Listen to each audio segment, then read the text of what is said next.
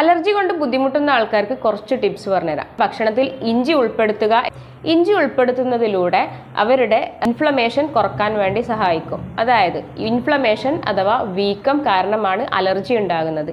വലിയ ഉള്ളി അതേപോലെ വെളുത്തുള്ളി, ഈ രണ്ട് സാധനങ്ങൾക്കും ആൻറ്റി ഹിസ്റ്റമിൻ പ്രോപ്പർട്ടി ഉള്ളത് കാരണം അലർജിയുടെ ലക്ഷണങ്ങൾ പെട്ടെന്ന് കുറയാൻ വേണ്ടി ഹെൽപ്പ് ചെയ്യും. നമ്മുടെ ലെമണിൽ ഒരുപാട് വൈറ്റമിൻ സി അടങ്ങിയിരിക്കുന്നത് കൊണ്ട് നമുക്ക് ഇമ്മ്യൂണിറ്റി കൂട്ടാൻ വേണ്ടി ഇത് ഹെൽപ്പ് ചെയ്യും. ഇമ്മ്യൂണിറ്റി ബൂസ്റ്റ് ചെയ്യുന്നതിലൂടെ നമുക്ക് അലർജിയെ കുറക്കാം. ഒരുപാട് പ്രോബയോട്ടിക്സ് ഭക്ഷണത്തിൽ ഉൾപ്പെടുത്തുക.